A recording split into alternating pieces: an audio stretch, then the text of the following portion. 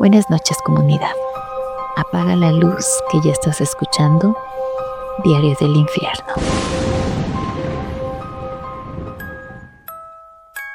Damos inicio con esta historia. ¿Alguna vez has sentido que alguien te observa en tu propio cuarto, pero cuando volteas no hay nadie? No me refiero a esa sensación vaga que todos hemos tenido. Me refiero a saber con certeza absoluta que hay alguien parado en la oscuridad mirándote, que lo escuchas respirar, que puedes casi adivinar dónde están sus ojos. Mi nombre es Remedios y lo que voy a contarles le pasó a mi familia en una casa de Veracruz que todavía existe, que todavía está habitada y en la que todavía pasan cosas que nadie ha podido explicar. Cuando murió mi abuelo Eusebio en el 2007, yo tenía 12 años. No fui al entierro, mi mamá decidió que era muy pequeña para esas cosas, así que me quedé en casa mientras el resto de la familia iba al panteón a despedirlo. Recuerdo que esa tarde estuve jugando sola en el patio de mi abuela, en esa propiedad grande y vieja que mi abuelo Eusebio había construido con sus propias manos en los años 70, ladrillo por ladrillo, cuarto por cuarto, con un orgullo que según todos los que lo conocieron rayaba en lo enfermizo. Mi abuelo amaba a esa casa más de lo que amaba a cualquier persona. Eso no es un decir cruel, es simplemente lo que todos en la familia sabían y nadie se atrevía a decir en voz alta. Cada mueble había sido elegido por él, cada clavo había sido puesto por él. Si alguien movía una silla del lugar, él la regresaba sin decir nada, con esa calma que daba más miedo que un grito. Guardaba los recibos de todo. Tenía inventariadas sus pertenencias en una libreta que mi tía Consuelo encontró después de su muerte y que nadie quiso leer completa porque daba una sensación rara, como si hubiera sido escrita por alguien que ya sabía que iba a necesitarla desde el otro lado. Mi abuelo murió de un infarto, rápido, sin sufrimiento, pero lo que nadie dice en voz alta es que murió en esa casa, en su recámara, en su cama, con los ojos abiertos mirando al techo. Los primeros meses después del funeral fueron raros, pero de una manera que uno no podía todavía explicarse. La casa crujía más de noche, las puertas se abrían solas, pero era una casa vieja en Veracruz, con humedad en las paredes y marcos de madera que se hinchaban con el calor. Mi abuela dormía mal, pero acababa de enviudar. Todo tenía su explicación. Pero fue hasta como 3 o 4 meses después que empezaron las cosas que ya no tenían explicación. Mi tío Fabio fue el primero en notar algo. Él se había quedado a vivir en la casa para ayudarle a mi abuela, ocupando la recámara que quedaba al fondo del pasillo. Una noche, me contó años después, que se despertó porque sintió frío. No el frío normal de Veracruz en diciembre, sino un frío localizado, como si alguien hubiera puesto hielo directamente sobre su pecho. Se quedó quieto, con los ojos abiertos, sin moverse, y entonces lo escuchó. Los resortes del colchón de la cama de al lado. Esa cama no tenía a nadie. Era una cama extra que mi abuela había metido al cuarto por si algún nieto se quedaba a dormir. Y los resortes sonaban exactamente como suenan cuando una persona adulta y pesada se recuesta despacio. Primero un lado, luego el otro, luego el sonido de alguien acomodándose, moviéndose apenas, como buscando una posición para dormir. Mi tío me dijo que no gritó porque el miedo fue tan grande que simplemente no pudo. Se quedó inmóvil hasta que amaneció, y cuando por fin se levantó y miró la cama, la almohada tenía una marca, una hundida leve como de una cabeza. Y ese fue solo el principio. Y lo que vino después fue mucho peor. Porque todavía esa semana, 2 cosas pequeñas pasaron en su momento que nadie conectó, pero que con el tiempo cobraron un sentido que ojalá nunca hubieran tenido. Un vaso que nadie había movido amaneció en el otro extremo de la mesa de noche. Y mi abuela encontró su rosario en el cajón de mi abuelo, uno que ella juraba haber dejado en la sala. Nadie dijo nada. A veces las familias funcionan así. callando lo que da miedo porque al nombrarlo se siente como invitarlo. Pasó casi un año antes de que alguien se atreviera a decir en voz alta que algo estaba mal en esta casa. Ese alguien fue mi tía Victoria, quien no vivía ahí, pero venía seguido a visitar a mi abuela. Mi tía era una mujer muy práctica. No era de las que creían en esas cosas. Siempre que alguien en la familia hablaba de lo que pasaba en la casa, ella lo cortaba con una frase: son nervios, son los nervios de andar pensando en el muerto. Y así lo decía, sin filtro, sin maldad, pero con una seguridad que a todos nos hacía sentir un poco tontos por asustarnos. Hasta que ella también empezó a sentirlo. Me lo contó directamente, mirándome a los ojos, cuando yo ya era adulta. Me dijo que una noche que se quedó a dormir en la casa porque era tarde y no quería manejar de regreso a su colonia, se despertó a las 3 de la mañana con la sensación de que alguien la estaba viendo. No desde la puerta, desde el pie de la cama. Una silueta oscura, más oscura que el resto del cuarto oscuro, parada ahí sin moverse. No tenía una forma precisa. Era como si la oscuridad tuviera un volumen, como si la sombra ocupara un espacio de una manera en que las sombras normales no ocupaban. No desapareció cuando ella encendió la lámpara del buró. Tardó 1 segundo o 2 segundos antes de deshacerse. Y mi tía me dijo que en ese segundo, esos 2 segundos en que la vio con la luz, fue suficiente para ver algo que nunca olvida. Cabello blanco, lentes de pasta oscura, la complexión de un hombre mayor de espalda ancha. Cuando le describió eso a mi abuela al día siguiente, mi abuela se quedó callada en un momento largo y luego le dijo simplemente: sí, es él.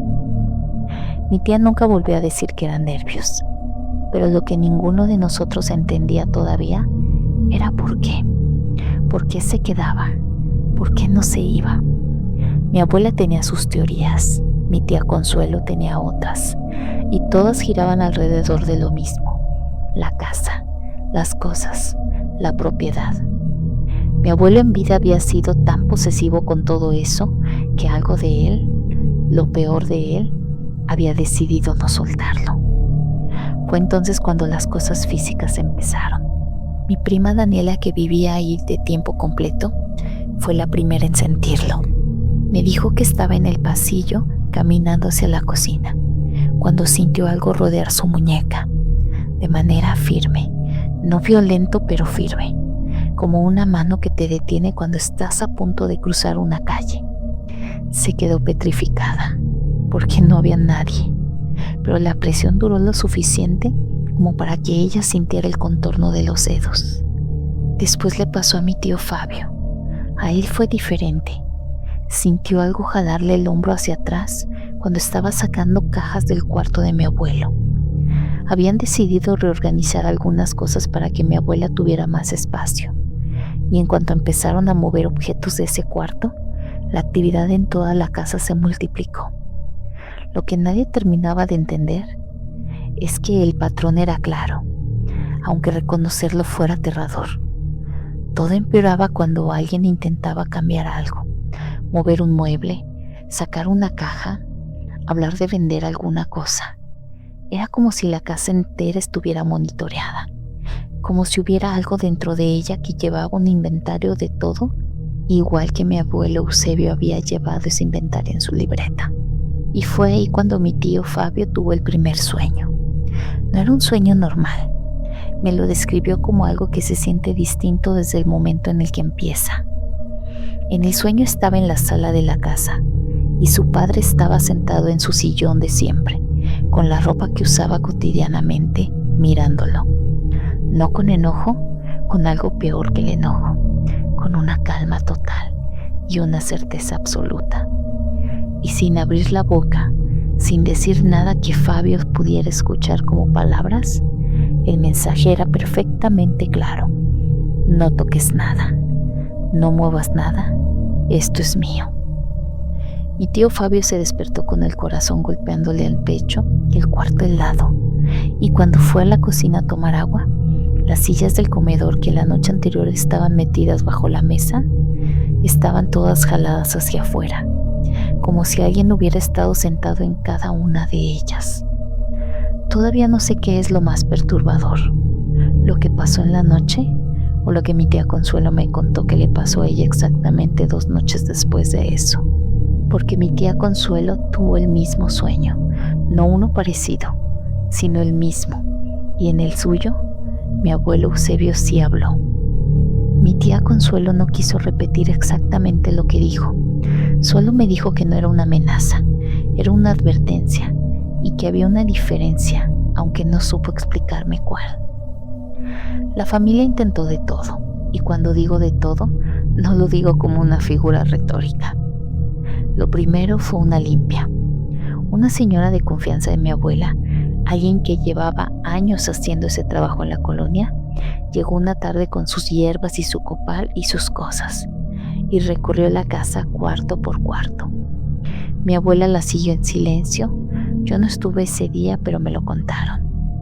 La señora se detuvo 2 veces, una en la recámara de Eusebio y otra en la sala frente al sillón.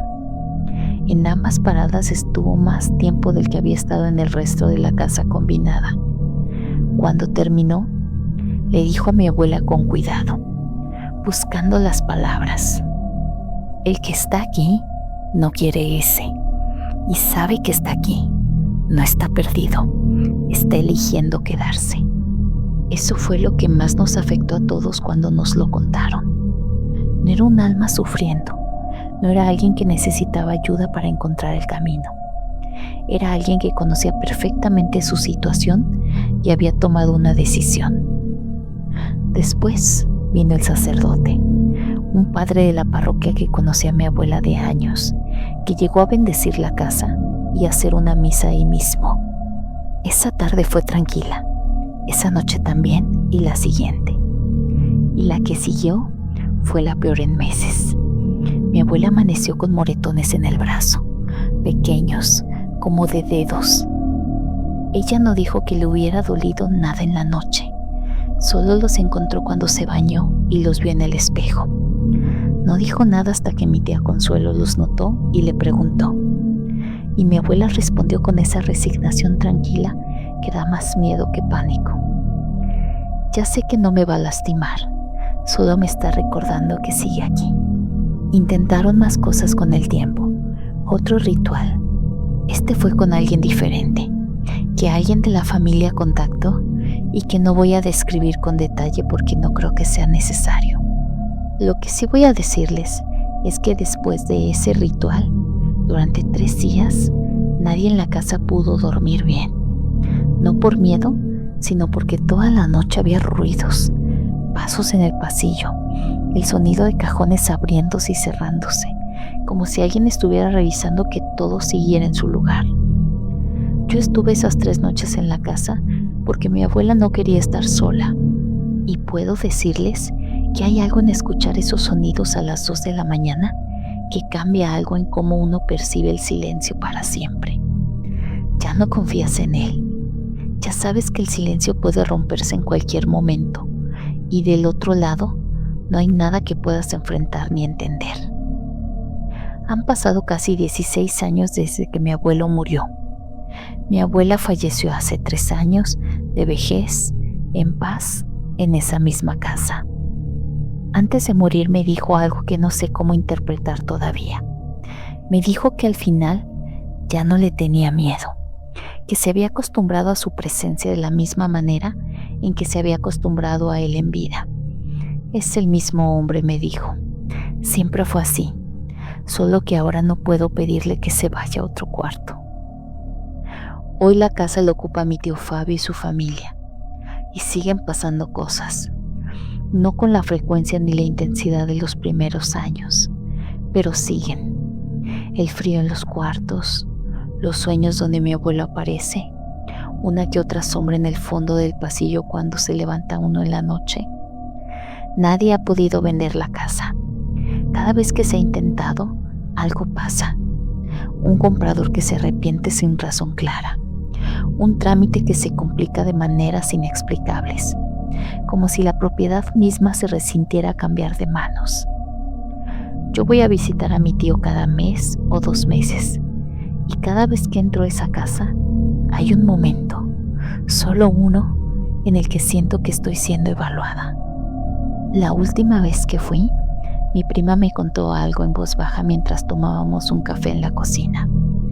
Me dijo que la semana anterior había pensado en remodelar su cuarto, solo cambiar el color de la pared, y que esa noche había soñado con un hombre viejo de cabello blanco y lentes de pasta, sentado al pie de su cama, que no decía nada, solo la miraba. Se me quedó viendo cuando me lo dijo, buscando en mi cara alguna señal de que tenía una explicación, pero no la tenía. Nadie la tiene, y creo que mi abuelo Eusebio lo sabe y sigue cuidando su casa. Seguimos con la siguiente historia.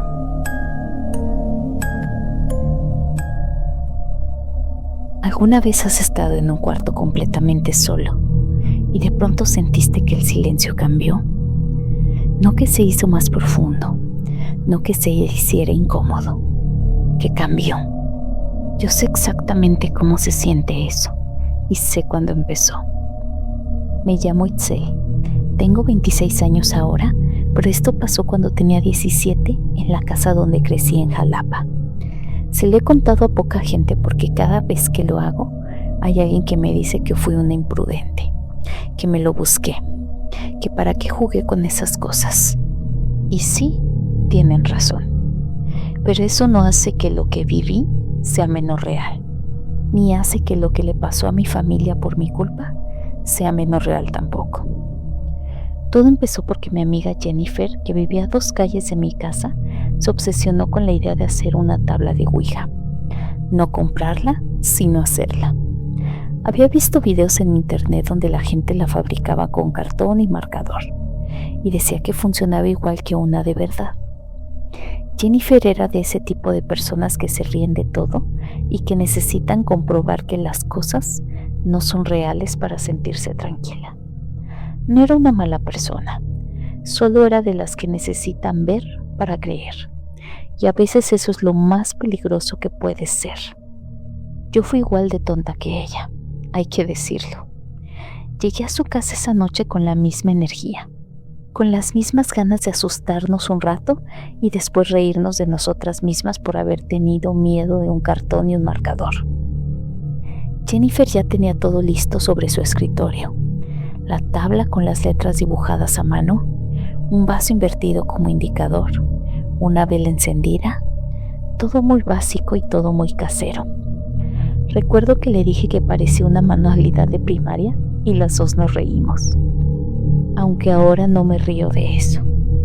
Nos sentamos frente a la tabla, pusimos los dedos sobre el vaso y Jennifer empezó con lo que había visto en los videos: presentarse, pedir permiso para comunicarse y preguntar si había alguien ahí. Lo dijo en un tono entre burlón y serio, como cuando uno sabe bien si quiere que algo funcione o no. Al principio, nada. El vaso quieto, la vela quieta, las dos mirándonos con cara de ya sabíamos. Y entonces, la vela cambió. No se apagó, no se movió, solo se hizo más opaca, como si la llama siguiera ahí, pero algo le estuviera quitando la luz desde adentro. El cuarto no se oscureció exactamente, pero la vela dejó de iluminar de la misma manera, y eso fue suficiente para que algo en mi estómago se apretara. Fue ahí cuando noté lo del sonido. No sé cómo describirlo bien. No fue que se hizo silencio, fue que el sonido desapareció. Los carros de la calle, el televisor de la sala donde estaban los papás de Jennifer, el ventilador del cuarto, todo se fue al mismo tiempo, como si alguien hubiera puesto el mundo en silencio, como si de pronto el cuarto de Jennifer existiera en un espacio separado de todo lo demás. Jennifer lo sintió también porque me miró con los ojos abiertos y me di cuenta de que ya no estaba burlándose. El vaso empezó a moverse, despacio, con una intención que no se sentía como los movimientos involuntarios de las manos que dicen que causan eso. Se fue hacia las letras A, luego M. Jennifer preguntó en voz baja si había alguien ahí, y el vaso se fue al sí. Preguntó si tenía nombre. El vaso fue a A, luego a la M. Solo eso, A-M. Preguntó si había muerto, y aquí es donde algo dentro de mí quiso levantarse y salir del cuarto, porque el vaso se fue a la N, luego a la U, luego a la N, luego a la C, luego a la A. Nunca, no he muerto nunca. Antes de que cualquiera de las dos pudiera procesar eso, el sonido regresó de golpe, y con el sonido llegó algo desde la cocina que no era normal. Era gutural, como un sonido que sale de una garganta pero que ninguna garganta humana debería de producir. Un sonido corto, pero tan fuera de lugar que Jennifer y yo nos levantamos al mismo tiempo. Fue entonces cuando Jennifer sintió el jalón. Yo lo vi. Su cabeza se fue hacia atrás de un golpe, como si algo le hubiera agarrado el cabello desde atrás, y ella soltó un grito corto y se llevó las manos a la cabeza. En el cuarto no había nadie más. El vaso seguía sobre la tabla, quieto ahora, como si ya hubiera dicho lo que tenía que decir. Salimos del cuarto. Le dijimos a sus papás que habíamos escuchado un ruido raro en la cocina. Ellos revisaron, pero no había nada. Se rieron un poco, dijeron que eran los nervios. Nos fuimos a la sala y no hablamos de lo que había pasado hasta que me fui a mi casa. Lo que ninguna de las dos sabíamos esa noche es que la sesión no había terminado cuando nosotros decidimos que terminara. Eso lo entendí días después, y para cuando lo entendí, ya era tarde. Los primeros días después de esa noche, Jennifer me mandaba mensajes diciéndome que todo estaba raro en su casa. No de modo dramático, no de película. Raro de una manera cotidiana, y por eso más difícil de ignorar. Las herramientas de su papá aparecían en lugares donde él juraba no haberlas dejado. Su mamá buscaba cosas en la alacena que estaba segura de haber comprado y no las encontraba. Y días después aparecían en otro lugar de la casa sin explicación alguna. Son el tipo de cosas que uno normalmente atribuye al olvido o al descuido, pero cuando pasa todos los días, empiezan a tener un peso diferente. Después vinieron los ruidos. Jennifer me describió golpes en las paredes, no fuertes, no continuos, pero sí frecuentes. A veces uno solo en medio de la noche, suficiente para despertar, insuficiente para justificar ir a checar. A veces una secuencia corta, 3 o 4 golpes, y luego nada. Su hermano menor, que tenía 9 años, empezó a decir que escuchaba que alguien le hablaba al oído cuando estaba solo en su cuarto. No escuchaba palabras claras, me dijo Jennifer, solo el sonido de una voz que susurraba sin que se pudiera entender qué decía. Eso me perturbó más que cualquier otra cosa. El niño no sabía nada de lo que habíamos hecho. Yo estaba cargando mi propia culpa en silencio, porque todavía no le había dicho nada a nadie. Y la idea de que lo que habíamos abierto esa noche estuviera afectando a un niño de 9 años que no tenía nada que ver, me revolvía el estómago de una manera que no sabía cómo procesar. Pero lo peor no estaba pasando en la casa de Jennifer. Estaba pasando en la mía. No sé por qué, yo era la que había ido a visitar, la que se había ido a su casa. La sesión había sido ahí, pero algo se había venido conmigo esa noche, o algo me había seguido, y tardé más de lo que debería en aceptarlo. Empezó con sombras, una en particular que vi 2 veces en el pasillo de mi casa, cerca de la puerta de mi cuarto. No era una sombra que proyectara algo, no había nada que lo explicara. Era una figura oscura, vagamente con forma, que desaparecía en el momento en que yo la miraba directamente. Pero en el segundo antes de que desapareciera, en el tiempo que tomaba girar la cabeza para verla de frente, Era suficientemente sólida y suficientemente presente como para que mi cuerpo reaccionara antes que mi mente pudiera razonarlo. La segunda vez que la vi, había algo diferente. Había una mano, no una silueta completa esa vez. Solo una mano sujetando el marco de la puerta de mi cuarto desde afuera. Dedos largos, oscuros, que se veían físicos, tridimensionales, que sujetaban el borde de madera con una presión que podían haber dejado marca. Prendí la luz y no había nada.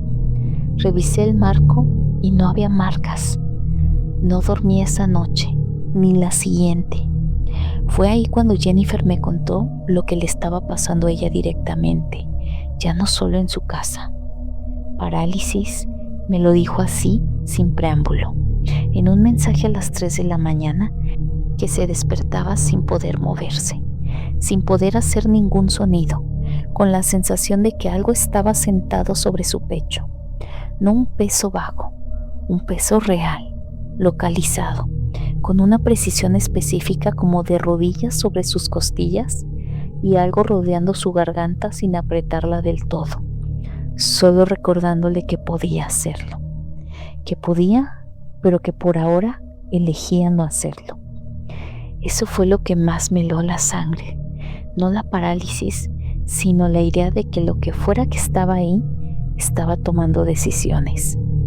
Y yo seguía sin decirle nada a nadie, porque decírselo a mis papás significaba admitir lo que habíamos hecho. Y una parte de mí todavía quería creer que iba a parar solo, que se iba a aburrir o a ir a otro lado a hacer lo que esas cosas hacen cuando se cansan. Pero no se cansó. Y lo que pasó esa semana me quitó cualquier duda que me quedara de que esto era real y de que yo no podía manejarlo sola. La niña rubia apareció por primera vez en un sueño que tuve un jueves. No era un sueño normal. Hay sueños que uno sabe que son sueños, aunque no puedas cambiarlos. Hay una textura borrosa, una lógica rota, pero este no era así. Este era nítido y quieto, y olía a algo que no supe identificar en el momento, pero que después reconocí como el olor a la vela quemada fría. El olor que quedaba en el cuarto de Jennifer después de aquella noche. La niña estaba parada al fondo de un pasillo que no reconocí. Era rubia, de unos 8 o 9 años, con una ropa que no era de ahora, que tenía algo de otra época sin que pudiera decir exactamente cuál. No hacía nada, solo me miraba, y lo perturbador no era su expresión, porque no tenía ninguna expresión en particular. Lo perturbador era la certeza absoluta que sentí en ese sueño de que esa niña no era una niña. Era algo que había decidido parecerse a una. Me desperté con el corazón acelerado y la habitación fría de una manera que no correspondía a la temperatura que había tenido en toda la noche. Y en la pared frente a mi cama, en la pared completamente lisa que no tenía nada colgado, había una sombra que no debería de estar ahí. No alcancé a distinguirle una forma definida, pero estaba. Y desapareció antes de que pudiera procesar completamente lo que estaba viendo. El sueño se repitió, no todas las noches, pero con suficiente frecuencia como para que empezara a tenerle miedo a dormirme. La niña siempre estaba en el mismo lugar, siempre mirándome, a veces un poco más cerca que la vez anterior. En el tercer o cuarto sueño, ya no estaba al fondo del pasillo sino la mitad, y su expresión había cambiado apenas. No hacía algo reconocible como una emoción, sino hacía algo que se sentía como un reconocimiento, como si me estuviera catalogando, como si estuviera aprendiendo algo sobre mí cada vez que yo la veía. Fue después de ese sueño que finalmente le dije todo a mi mamá. No lo planeé, estaba desayunando y ella estaba sentada frente a mí. Y algo en mí simplemente ya no pudo seguir cargando con eso solo. Le conté todo, la tabla, la sesión, la entidad que dijo llamarse AM y que dijo nunca haber muerto, el jalón de cabello, los sueños, la sombra en el pasillo, la mano en el marco de la puerta, todo. Mi mamá me escuchó sin interrumpirme.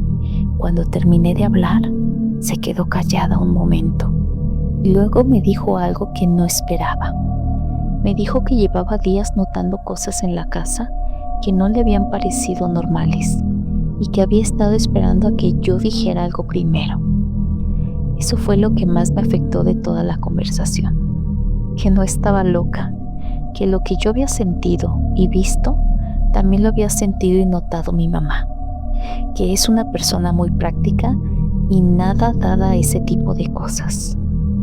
Buscaron a alguien con experiencia, una señora que vivía en una colonia al norte de la ciudad, que no anunciaba sus servicios públicamente, sino que llegaba a ella por recomendación, que cuando llegó a nuestra casa no necesitó que le explicáramos mucho. Recorrió los cuartos con una calma que se sentía seria, no performativa, y cuando llegó a mi recámara se detuvo más tiempo que en el resto. Le explicamos lo de la tabla, le explicamos que había sido en casa de Jennifer, no en la nuestra.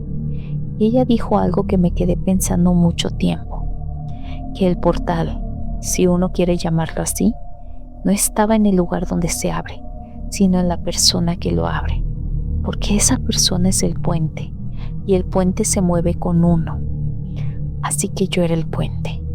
Lo que había entrado esa noche en casa de Jennifer me había seguido a mí porque yo era la conexión, el punto de entrada que había quedado abierto cuando terminamos la sesión sin cerrarla correctamente, sin hacer lo que había que hacer para sellar lo que habíamos iniciado. Lo que vino después fue un proceso largo, no una sola sesión, no una sola noche. La señora regresó varias veces. Hubo rituales que no voy a describir en detalle, no porque sean secretos, sino porque no tengo las palabras para describirlos sin que suenen a otra cosa de lo que fueron. Lo que sí puedo decir es que las manifestaciones no pararon de inmediato. Tardaron meses en disiparse, meses en que los sueños con la niña se fueron haciendo menos frecuentes, en que los ruidos se fueron espaciando, en que la sensación de ser observada dentro de mi propia casa se fue volviendo menos constante, pero nunca completamente ausente. Eso también hay que decirlo. El último sueño fue diferente a todos los anteriores. La niña estaba en el mismo pasillo de siempre, pero ya no me miraba a mí, miraba hacia otro lado, como si hubiera perdido el interés. Y antes de que el sueño terminara, sin voltear a verme, hizo un gesto hacia mí que en el sueño interpreté como una solicitud, como si me pidiera algo. En el sueño entendí que me estaba pidiendo un vaso de agua. Me desperté y no había nada. El cuarto estaba a temperatura normal. La pared frente a mi cama estaba vacía y quieta. Afuera ya amanecía. No he vuelto a tener ese sueño.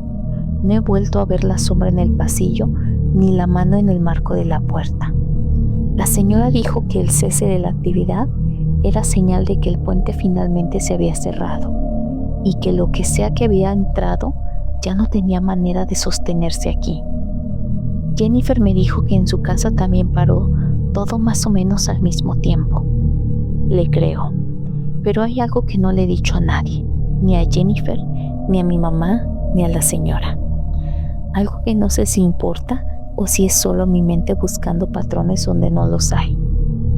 La última vez que fui a casa de Jennifer, meses después de que todo terminó, noté algo en el marco de la puerta de su cuarto. Una marca pequeña, oscura, del tipo que deja una mano cuando aprieta la madera con fuerza. No pregunté si estaba antes o si era nueva, porque la verdad, no quiero saberlo.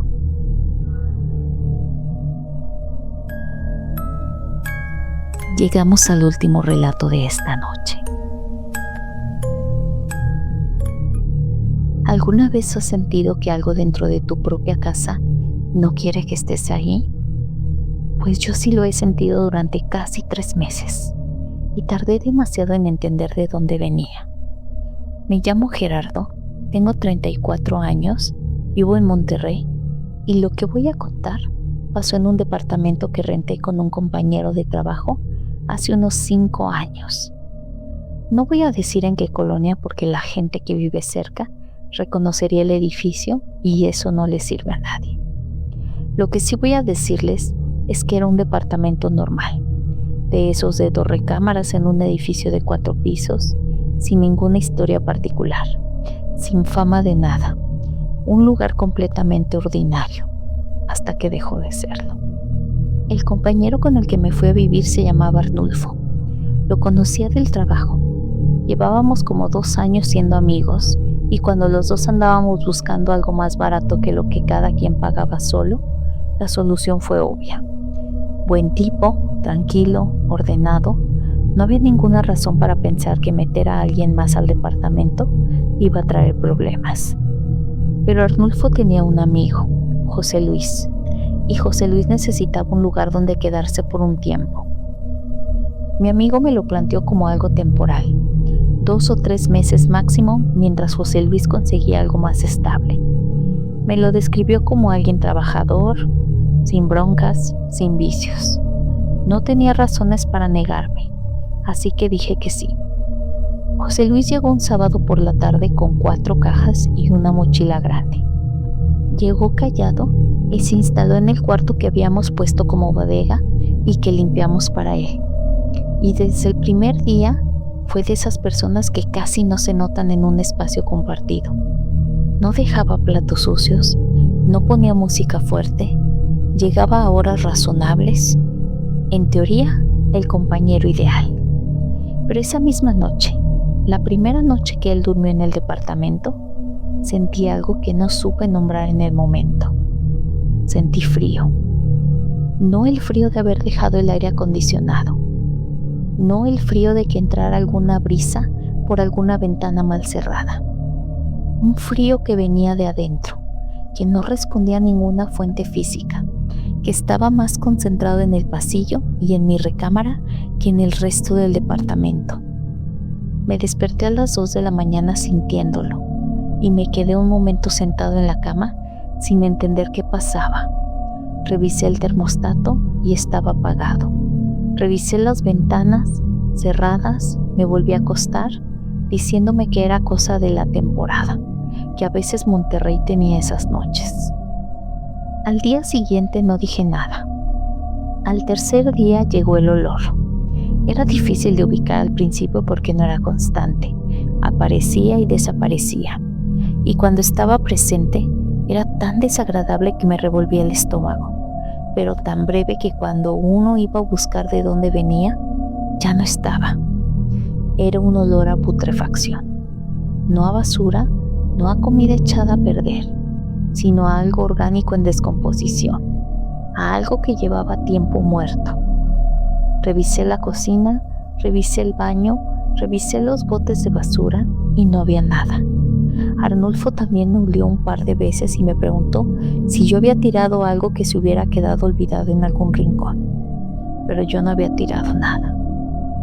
José Luis, su amigo, cuando le preguntamos si lo había notado, dijo que no, con una calma en ese momento que no me pareció rara, pero que ahora, recordándola, era demasiada calma. La primera semana terminó y yo tenía 3 cosas que no podía explicar: el frío, el olor y una sensación constante que ya no me abandonaba ni de día ni de noche, de que había algo en ese departamento que me estaba viendo. No a Arnulfo, no a José Luis, sino a mí. Todavía no sabía por qué.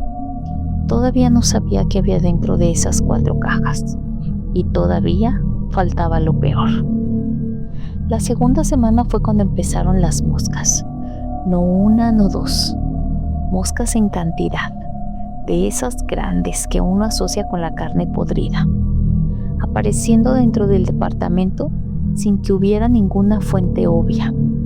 El departamento estaba limpio, no había comida expuesta, las ventanas tenían mosquiteros y aún así ahí estaban, concentradas sobre todo cerca del pasillo que llevaba a la recámara de José Luis.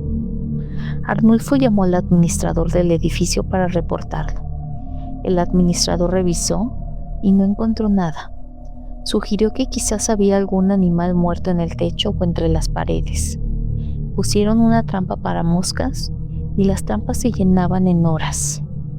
Después llegaron las cucarachas. Mismo patrón. Un departamento que habíamos mantenido sin problemas de plagas en meses, de pronto con una infestación que no tenía sentido.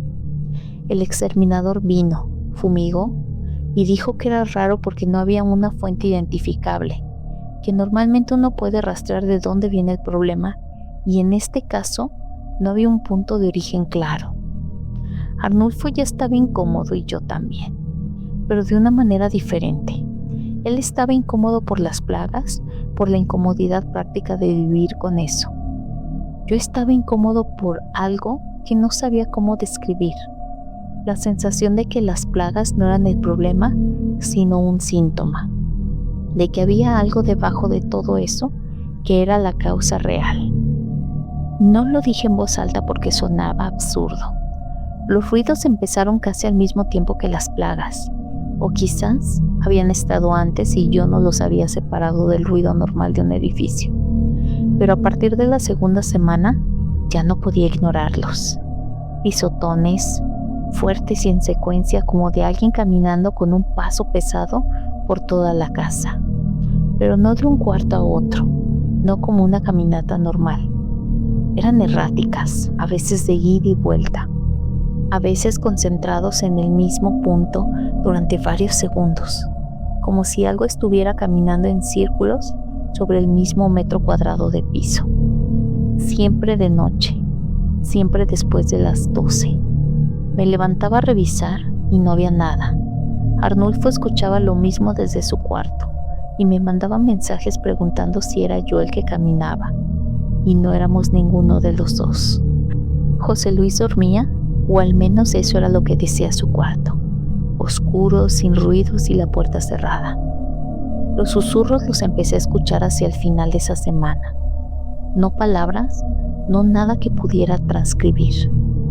Solo el sonido de voces bajas, de esas que se escuchan cuando hay gente hablando en el cuarto de al lado, pero no se entiende lo que dicen, excepto que el cuarto de al lado estaba vacío, o era el de José Luis con la puerta cerrada, y los susurros no venían de ahí, sino de las paredes, de todos lados a la vez, como si el sonido estuviera dentro de la estructura misma del departamento.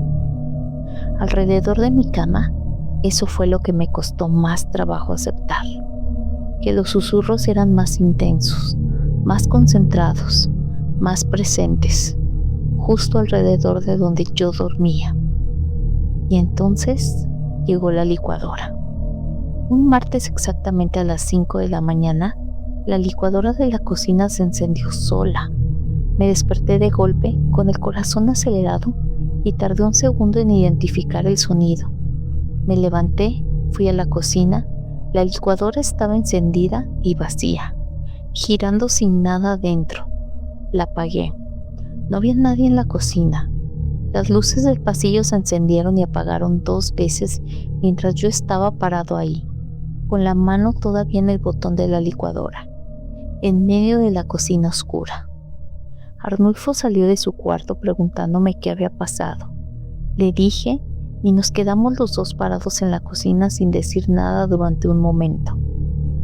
Fue esa mañana cuando Arnulfo me dijo, en voz baja y sin mirarme a los ojos, que llevaba días sintiéndose mal, fiebre que aparecía y desaparecía, náuseas sin razón, un dolor de espalda constante que no correspondía a ningún medicamento que hubiera tomado. Había ido al médico. Le habían dicho que todo estaba en orden, que quizá era estrés. Yo lo miraba mientras me lo decía y pensaba en el frío de las noches, en el olor, en las moscas, en los pisotones, en los susurros alrededor de mi cama. Y algo en todo eso empezó a conectarse de una manera que no quería terminar de armar. Porque si todo eso tenía una fuente, si todo eso había empezado con alguien, llegó con 4 cajas a instalarse en el cuarto del fondo. Entonces, la pregunta era, ¿qué había entrado en esas cajas?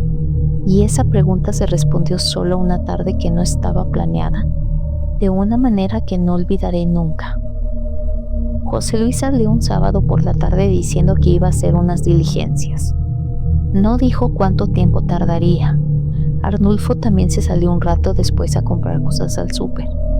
Yo me quedé solo en el departamento. No tenía ninguna intención de entrar al cuarto de José Luis. Lo que me llevó ahí fue el olor, que esa tarde estaba más fuerte que nunca, tan fuerte que era difícil ignorarlo, y que venía claramente de esa habitación, no de las paredes, no del techo, no de ningún lugar ambiguo, sino de ahí. La puerta no estaba con llave. Cuando la abrí, el olor me golpeó directo, un olor a putrefacción y a algo más, a cera quemada y algo orgánico que no podía identificar con precisión, pero que mi cuerpo reconoció como algo que no debería estar en un espacio habitado. El cuarto estaba ordenado, la cama tendida, la ropa doblada, normal en todo, excepto por lo que había en el rincón, en el suelo, detrás de la cama, contra la pared, había algo cubierto con una tela oscura. No era una de las cajas de mudanza, era algo diferente, dispuesto con una intención que era obvia, aunque no supiera nombrarla. Levanté la tela y había un cráneo humano, no de juguete, no de plástico, no de los que venden para decoración. Un cráneo real, con esa textura porosa y ese color amarillento que tienen los huesos cuando llevan tiempo fuera de un cuerpo. Había otros huesos también, no supe identificar de qué parte del cuerpo eran.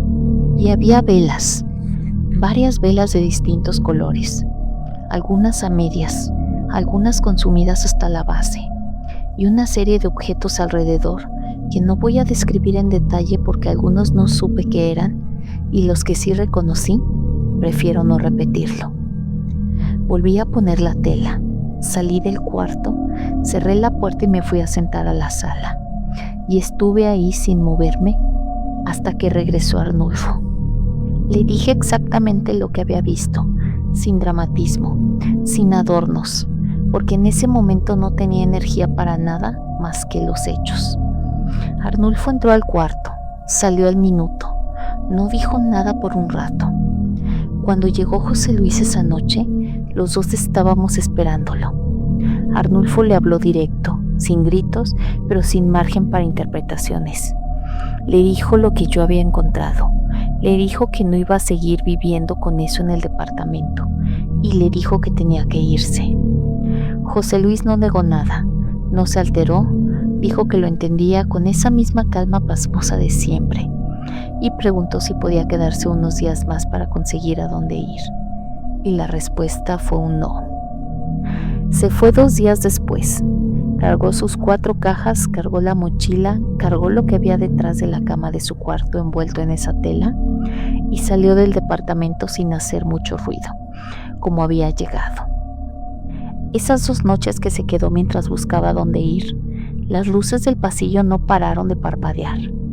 Toda la noche, intermitentes, sin fallar, como si algo supiera que se estaba por quedar sin lugar donde estar y estuviera expresando su incomodidad de la única manera que podía.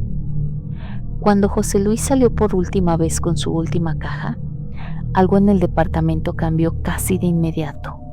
No dramáticamente, no de golpe, pero el frío cedió, el olor desapareció, las moscas y las cucarachas fueron desapareciendo en los días siguientes sin que hiciéramos nada adicional.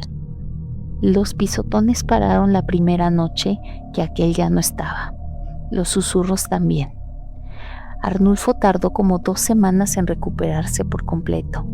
La fiebre cedió, el dolor de espalda desapareció gradualmente y las náuseas se fueron. El médico, cuando fue de seguimiento, le dijo que sus análisis estaban perfectos, que fuera lo que hubiera sido, ya había pasado. Todo eso es lo que le cuento a la gente cuando me preguntan qué pasó. Y es verdad, todo pasó así. Pero hay algo que no cuento normalmente, algo que me quedo para mí, no porque no sea cierto, sino porque no sé qué significa. Y cada vez que intento explicarlo, suena a más de lo que quiero que suene. El cuarto donde vivió José Luis lo convertimos en bodega de nuevo.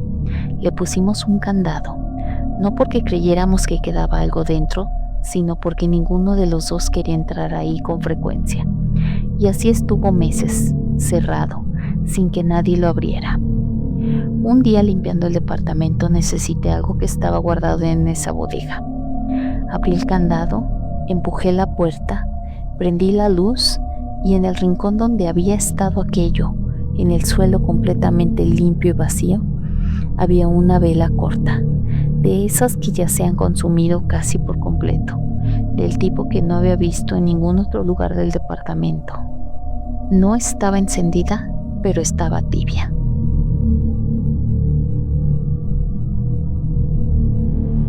Si llegaste hasta aquí, ya formas parte de algo más. Esta comunidad se está construyendo con personas que han vivido cosas que no siempre se atreven a contar en voz alta. Cuéntanos desde dónde nos estás escuchando esta noche. Y si alguna vez te ha ocurrido algo que no puedas explicar, déjalo en los comentarios. Quiero leerte. Suscríbete y acompáñanos, porque en este canal seguimos reuniendo testimonios reales y nuevas historias que no deberían ser olvidadas. Esto fue Diario del Infierno.